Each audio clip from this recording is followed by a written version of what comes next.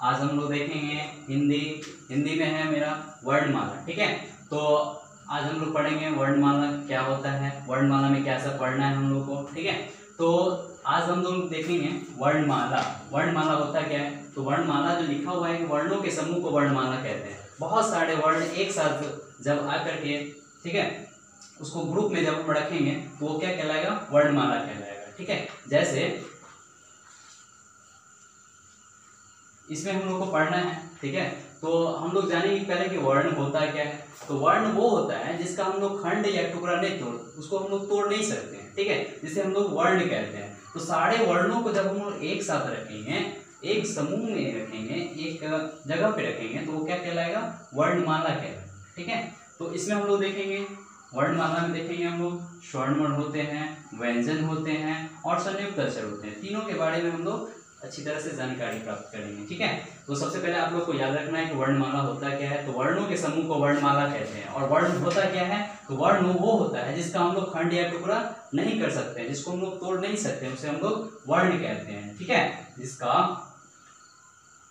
खंड या टुकड़ा ना किया जाए, ठीक है, उसे हम लोग वर्ण कहते हैं। ठीक है, इसमें हम लोग देखेंगे स्वर्ण वर्ण। अब स्वर्ण वर्ण होता क्या है, तो स्वर्ण वर्ण होता है जो वर्ण है, जैसे अ है, ठीक है, इसको हम लोग अगर उच्चारण करते हैं, बोलते हैं, ठीक है, तो इसको बोलने के लिए हमें किसी दूसरे वर्ण की सहायता नहीं लेनी पड़ती है, जिसे हम लोग कहते हैं स्वर्ण वर्ण कहते हैं। ठीक है, तो वैसा वर्ण जिसके उच्चारण में किसी दूसरे वर्ण की सहायता न लेनी पड़े, उसे हम लोग स्वर्ण वर्ण कहते हैं। तो इसमें हम लोग देखते हैं कौन कौन सा, जैसे अ को हम लोग उच्चारण करते हैं तो अ में कोई और दूसरा वर्ण नहीं आता है। ठीक है, जैसे आ का हम लोग उच्चारण करते हैं तो उसमें भी कोई वर्ण नहीं आता है।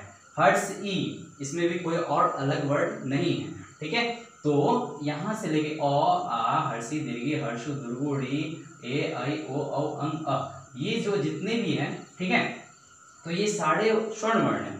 ठीक है, इसकी उच्चारण में हमें किसी दूसरे वर्ण की सहायता नहीं लेनी पड़ती है। ठीक है,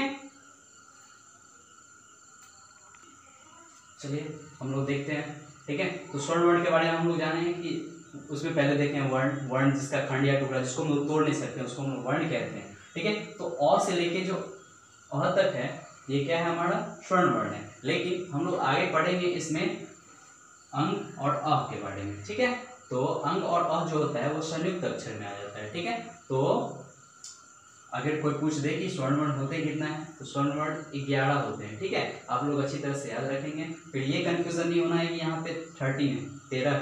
ठीक है, तो हमने बता दिया है कि ये दोनों जो है संयुक्त अक्षर है। ठीक है, इसको हम लोग पढ़ेंगे संयुक्त अक्षर में, लेकिन आगे की क्लास में। ठीक है, जैसा कि आप लोग की बुक में दे रखा है कि स्वर्ण वर्ण में अ से लेके अ तक। ठीक है, चलिए उसके बाद है व्यंजन वर्ण।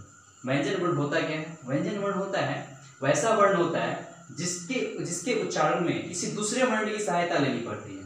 स्वर्ण वर्ण में किसी दूसरे वर्ण की सहायता नहीं लेनी पड़ती है।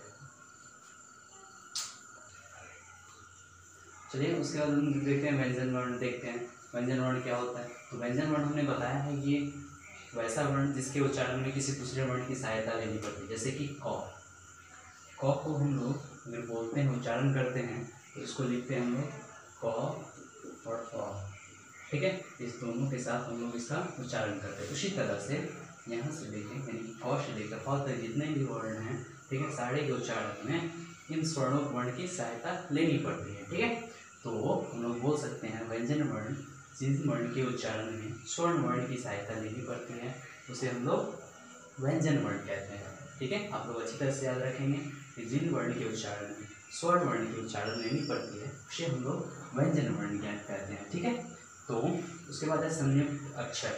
ठीक है, संयुक्त अक्षर वैसा वर्ण जिसमें हम लोग क्या करते हैं, व्यंजन वर्ण की सहायता देते हैं। जैसे कि अक्ष अ, ठीक है, व्यंजन वर्ण और स्वर्ण वर्ण दोनों वर्ण की सहायता हम लोग लेते हैं। ठीक है, जैसे अक्ष, त्र, य, स्र।